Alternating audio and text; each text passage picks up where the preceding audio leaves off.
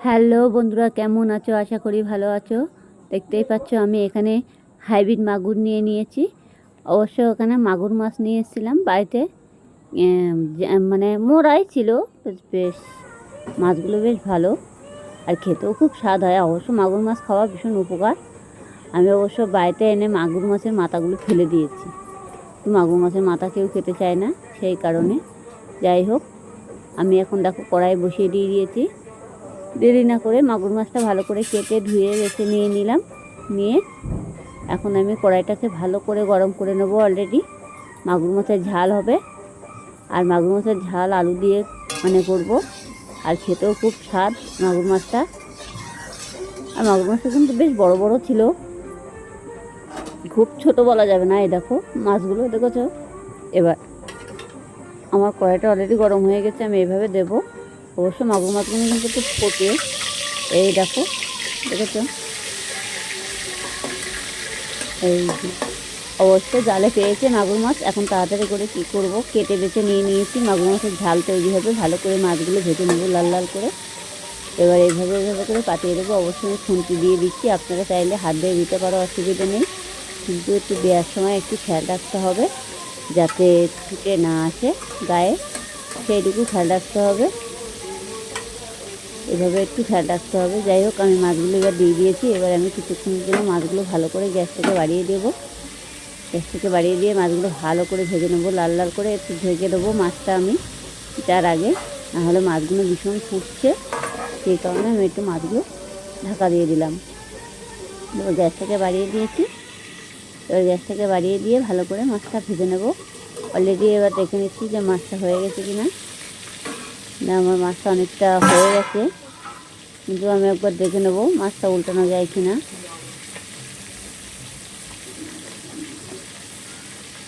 একটু লেগে লেগে আছে এখনও, আর একটু জাল হবে যেটি হোক।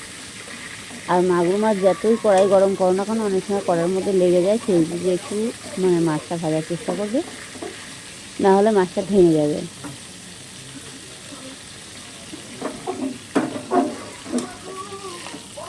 মাছটা ভেঙে যাওয়ার কারণ আছে, যে মাছটার ভিতরে যে কালো দাগগুলো দেখতে পাচ্ছ, এগুলো অনেক সময় ঘষে তুলে ফেলে দিলে তাহলে আর মাছটা লাগে না কড়াইতে, এইগুলো আটকে যায়। যার জন্য আমি আবারও ঢেকে দেবো। মাছটা এমনি ফুটছে প্রচুর, যার জন্য ঢেকে দিয়েছি। আমি আবারও খুলে নেব। এবার খুলে নিচ্ছি। এবার উঠে যাচ্ছে মাছগুলো, দেখতেই পাচ্ছ, দেখেছো? মাছগুলো একটু ঢেকে ঢেকে ভাজতে হবে, তাহলে উঠে যাবে। এইভাবে করে মাছগুলো তুলে নিতে হবে ভেজে। দ্বিতীয়ত আমি একবারে অনেকগুলো মাছ দিয়েছি, যার জন্য মাছটা একটু টাইম লেগেছে ভাজতে। মাগুর মাছ একটু ভাজতে টাইম লাগে, একটু কড়া করে ভাজতে দেখবে এমনি কড়ার থেকে ছেড়ে দেবে। আর বেশিরভাগ মাগুর মাছটা ছোটই বেশি। এটা হচ্ছে হাইব্রিড মাগুর, কিন্তু এটা ছোটো মাছটা। বেশ বড় ছিল না, কিন্তু বেশি ছোটও বলা যাবে না। মাছটা দেখতেই পাচ্ছ পিস পিস করা আছে। এই যে আমার কিন্তু কড়াইতে পুড়িনি কোনোভাবে। দেখেছো, মাছগুলো এভাবে ভেজে নিতে হবে। এই যে ভেজে নেব। আমার মাছটা পুরো উল্টানো হয়ে গেছে যেটি হোক। এবার আমি গ্যাসটা বাড়িয়ে দিয়েছি।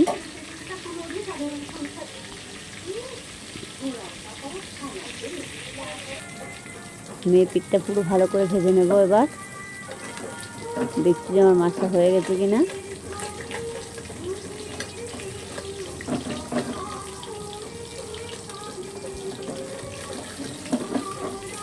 মাছটা উঠে যাচ্ছে যেটি হোক।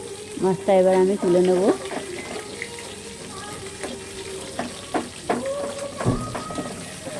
মাছটা কিন্তু আমার ভাজা হয়ে গেছে। এবার একটা পাত্রের মধ্যে তুলে নেব।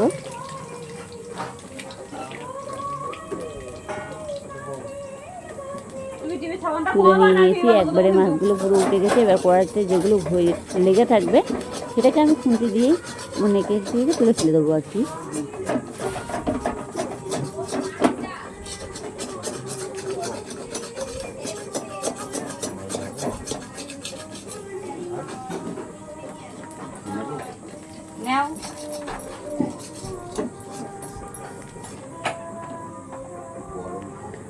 হয়ে গেল। বাকি যে মাছটা রয়েছে সেটাও আমি আবারও দিয়ে দেবো।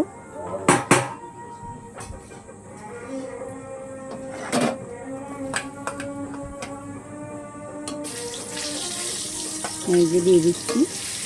আপনারা চাইলে হাত দিয়েও দিতে পারো, কোনো অসুবিধা নেই। আমি যদিও খুন্তি দিয়ে দিচ্ছি।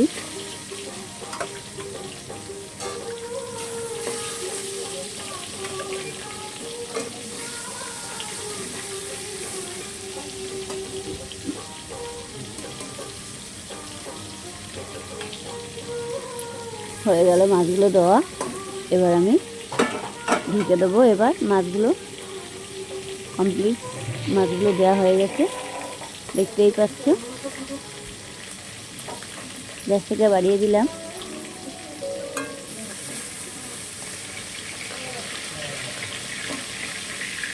মাছটা কিন্তু আমার ভাজাও হয়ে গেছে দেখতে দেখতে। এবার তো কড়াইটা অলরেডি ভালোভাবে গরম করে নিতে হবে, তাহলে কিন্তু মাছটা দ্রুত ভাজা হয়ে যাবে।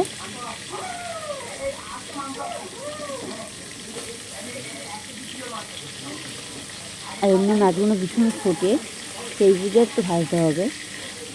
আর মাগুর মাছ খাওয়া ভীষণ উপকার, অবশ্য সবসময় আবার পাওয়াও যায় না, এই হচ্ছে সমস্যা।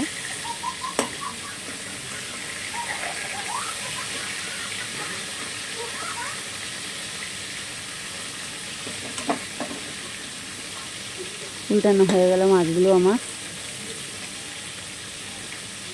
এবার তার আগে আমি কী কী মশলা দেবো সেইগুলো কেটে কুটে গুছিয়ে নেব।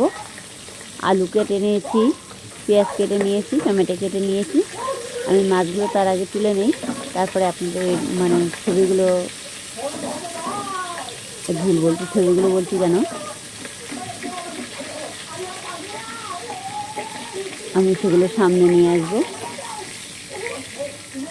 কী কী কেটে নিয়েছি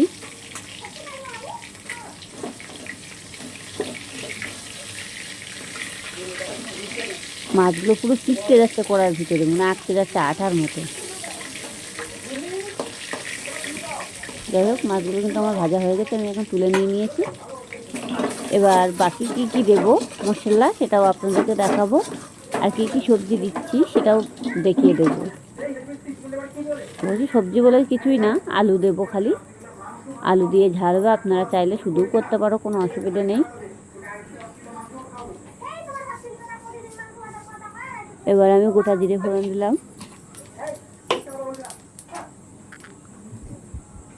এই দেখো আলু কেটে নিয়েছি অল্প একটু, এই যে আলুটা দিয়ে দিয়েছি। আলুটাকে এবার একটু ভেজে নেব ওই তেলের ভিতরে। তেল আর বেশি দেবো না, তেল যা আছে কড়াইতে অবশ্য অনেক তেল আছে, দেখতেই পাচ্ছ। আলুটাকে একটু লাল লাল করে ভেজে নেব আমি।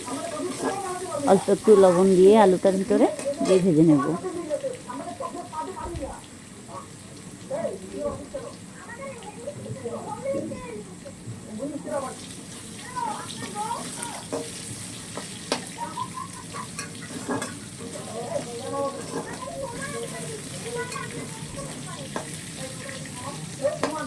আলুটা কিন্তু আমার অনেকটা ভাজা ভাজা হয়ে গেছে,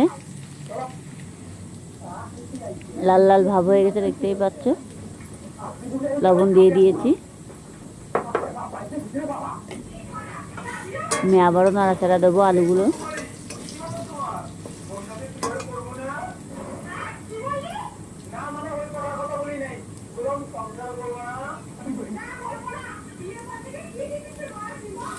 এখানে একটু আদা কুচি আর দুটো তিনটে রসুন দিয়ে দিয়েছি।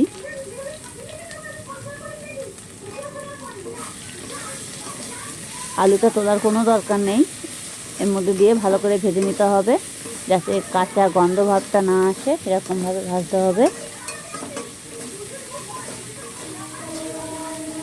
লাল লাল করে ভেজে নিতে হবে মশলাটা। যত মশলাটা ভাজবে তার টেস্টটা বেশি হবে আর খেতেও স্বাদ হবে। যাই হোক, এবার আমি পেঁয়াজ কেটে নিয়েছি, পেঁয়াজটা দিয়ে দিচ্ছি। পেঁয়াজটা একটু বেশি দিচ্ছি, দুখানা পেঁয়াজ আছে এখানে বড় বড়। লাইটটাও সমস্যা করছিল।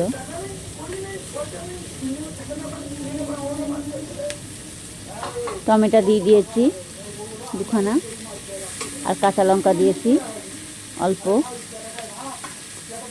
4টে কাঁচা লঙ্কা দিয়েছি। আপনারা যেমন ঝাল খাবেন তেমন দিতে পারবেন, কোনো অসুবিধা নেই।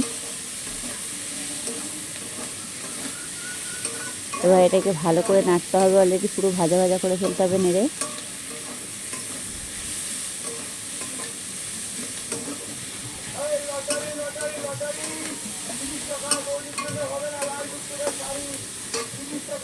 এবার আমি লবণ, হলুদ, জিরে গুঁড়ো এগুলো দিয়ে দেব।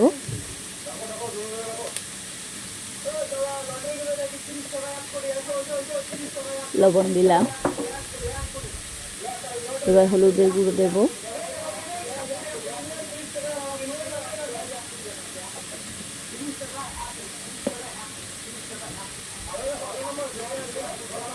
এবার একটু জিরে গুঁড়ো দেব।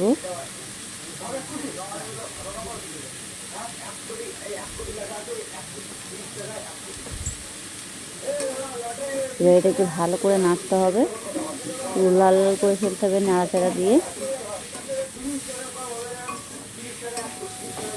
পেঁয়াজটা কিন্তু একটু বেশি দিতে হবে, সেই স্বাদ হবে খেলে, বুঝতেই পারবে না খেলে। অতি অবশ্যই ঘরে বসেই রেসিপি করে দেখুন, তাহলে বুঝতে পারবেন। আর সহজ একটা রেসিপি, যে কোনো কেউ বসে বাড়িতে বসে করে নিতে পারবে।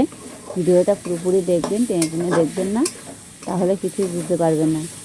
আর ভালো লাগলে বন্ধুদের কাছে শেয়ার করতে ভুলবেন না, কেমন? এবার এটা আমার ভাজা হয়ে গেছে, আমি এখন জল দিয়ে দিলাম। আপনারা যদি মনে করবেন যে এটা ঝোল রাখবো, তাহলে আর একটু জল দেবে। যদি মনে করবেন না মাখা মাখা করবো, তাহলে জলটা বেশ আর দেওয়ার দরকার নেই। যেটিও আমি এটার ভিতরে মাছ দেবো, তো ঝোলটা পুরো টাইট হয়ে যাবে।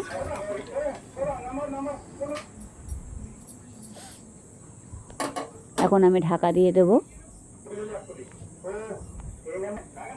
চলো আমি কিছুক্ষণ পরে আবারও ফিরে আসছি, ততক্ষণে হতে থাকুক। এবার আমি ঢাকাটা খুলে নেব। অলরেডি তরকারিটা আমার ফুটে গেছে। এবার যে বাকি মাছটা ভেজেছিলাম, সেই মাছটা আমি এখন দিয়ে দিচ্ছি। দিয়ে দিলাম মাছটা।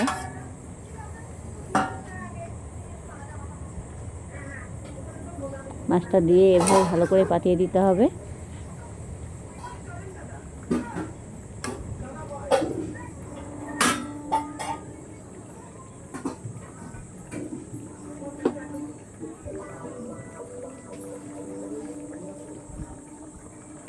এবার আমি গোলমরিচ আর জিরের গুঁড়ো ভেজে রেখেছিলাম, সেটা আমি এখন দিয়ে দিচ্ছি অল্প করে।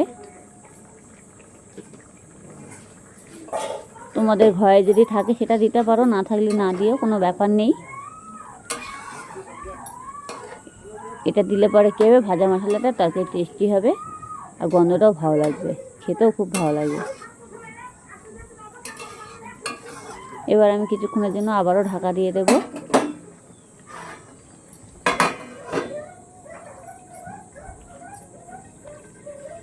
ঢাকাটা খুলে দিয়েছি। তরকারির ঝোলটা কিন্তু অনেকটা হয়ে গেছে, দেখতেই পাচ্ছ। আর একটু ঝোলটা কমবে, যেটি হোক। একদম পুরো তরকারিটা কিন্তু পুরো বসে যাবে।